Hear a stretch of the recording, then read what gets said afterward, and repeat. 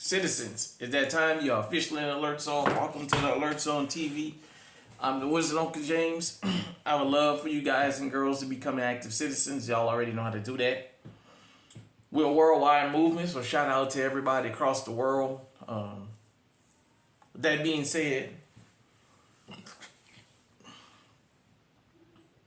I wanted to talk about something, and this is a worldwide issue.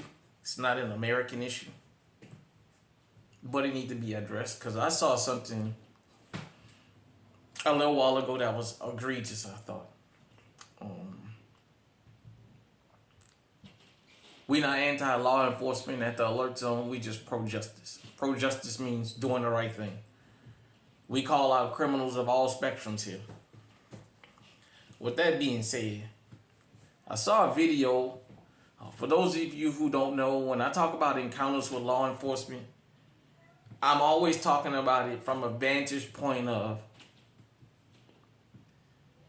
these are the guys and girls that have the power to take your life, but they also have the authority to just stop you. So you don't never know who you're encountering. Just like law enforcement always use the thing of, well, I didn't know the person's intentions because I don't know them. We don't know their intentions. It doesn't matter that they're sworn law enforcement officers. Just like citizens break the law every day, cops break the law every day. This was really egregious because in Phoenix, for those of you who don't know, the Justice Department just got finished doing an investigation of the Phoenix Police Department that I'm pretty sure don't surprise anybody out there. It don't surprise you about a police department nowhere on the planet. Forget America, on the planet. But it talked about their use of force and what have you. But they were called to a gas station about removing a man who happened to be white. As they were standing there talking to him, even though they were called there for him, he said, oh, the guy across the street assaulted him. The black fella. This guy is coming out of another business. He's deaf and he has cerebral palsy. Well, law enforcement got called there for the white guy. They went across the street to this guy, this black fella, and the body camera. This is why they don't like this body camera footage. Showed that the officer pulled up and jumped out and started grabbing the man, telling him to come here.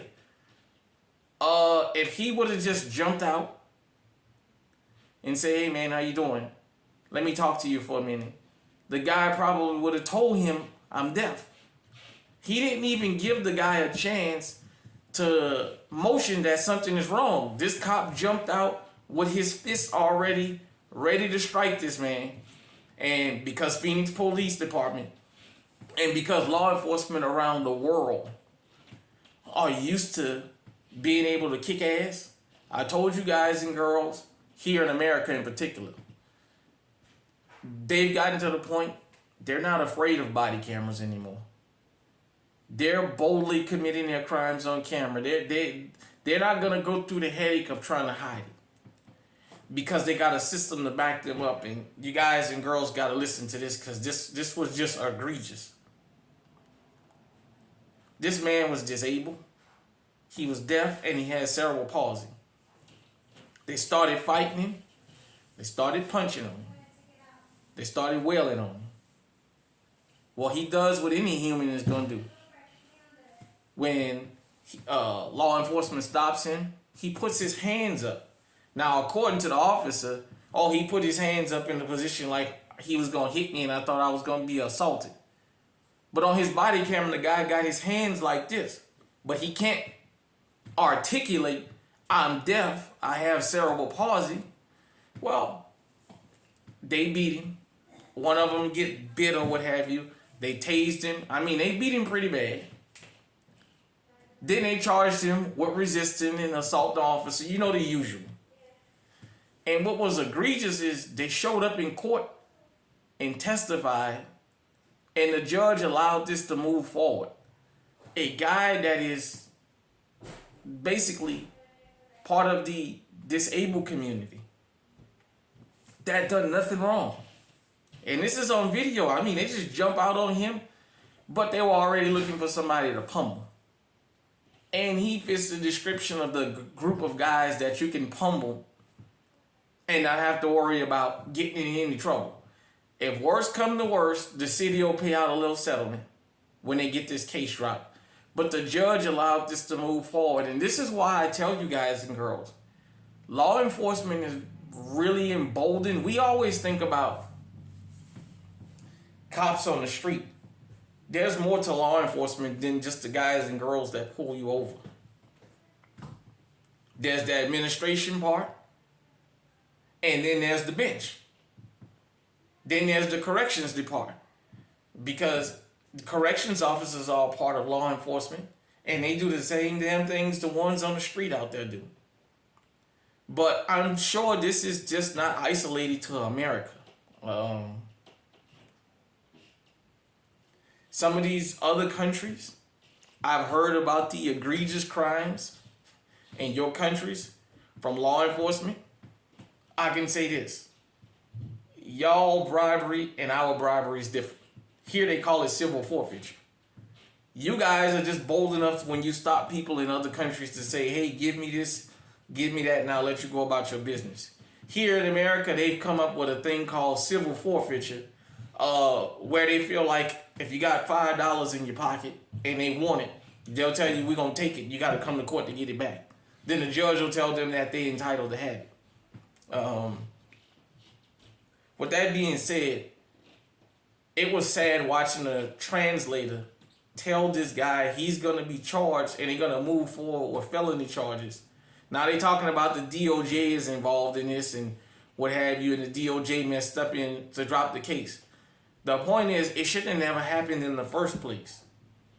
But I've told you guys and girls out there, law enforcement around the world, but we're going to stick to America. They're emboldened here.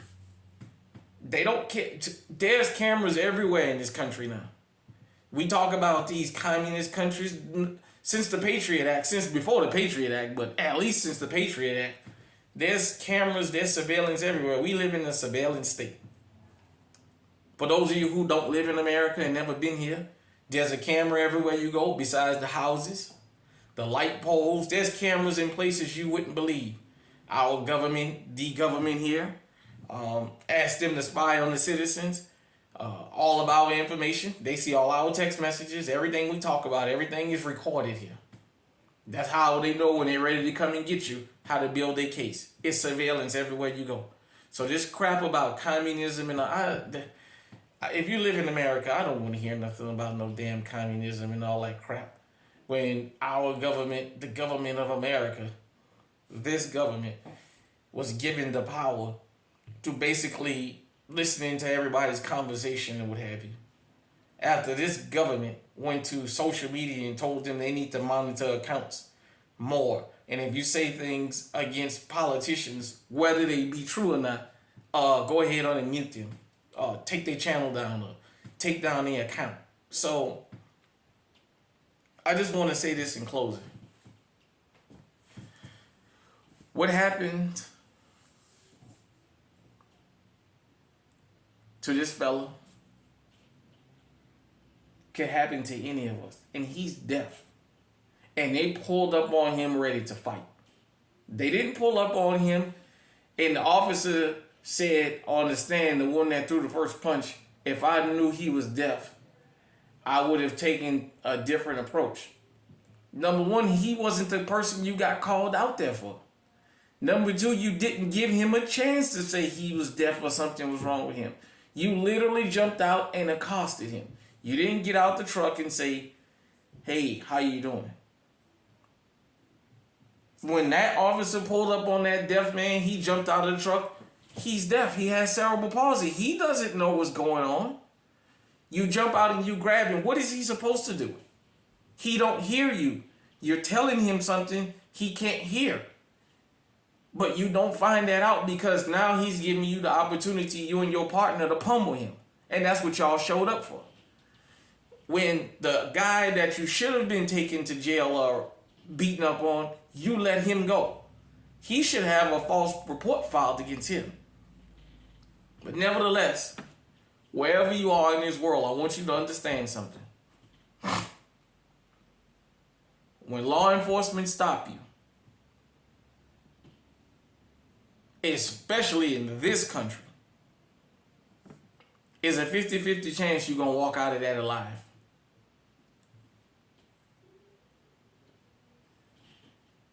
Situational awareness is what's recalled for.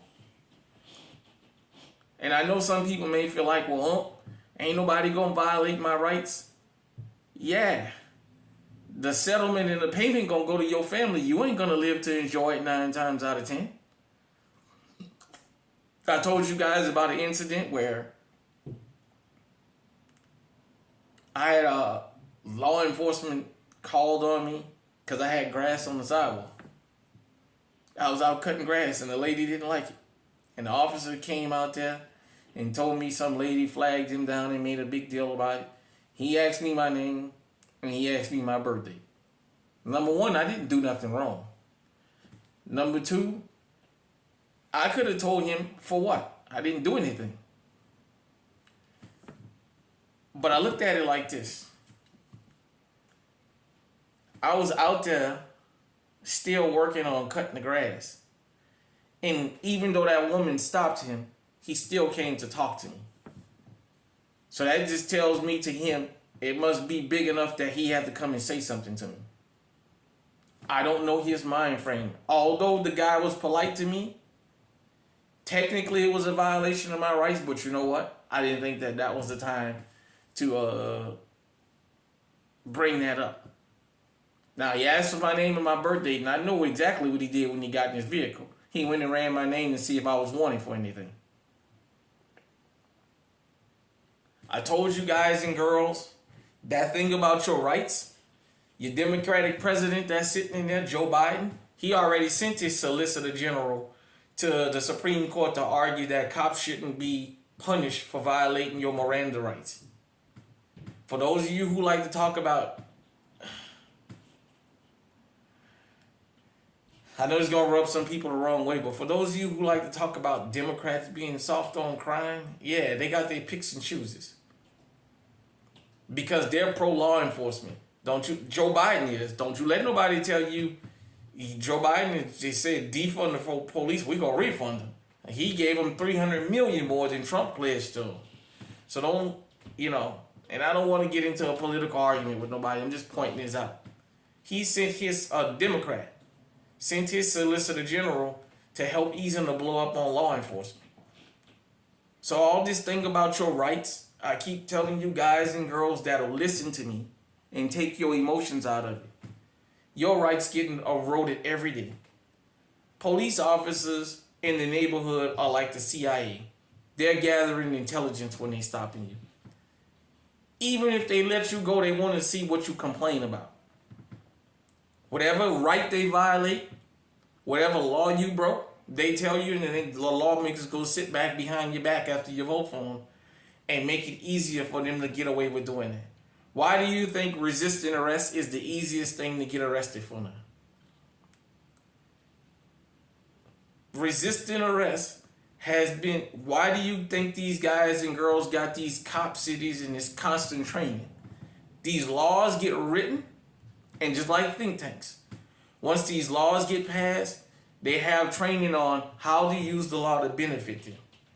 And something as simple as pulling your hand back from an officer and asking, well, what is it that I do is considered resisting arrest. Something as simple as that. They can roll up on you and jump out and start grabbing you, and you pull your hand back and say, well, can I help you? What do you? That is considered resisting arrest under the law. Now, you might get the charges dropped, but it's just the whole headache of, why do you think when law enforcement stop you, they ask you certain things, and they love to be close to you? So that way they can grab at you, so you can back, or you can step back, and they can say you're resisting. You're obstructing.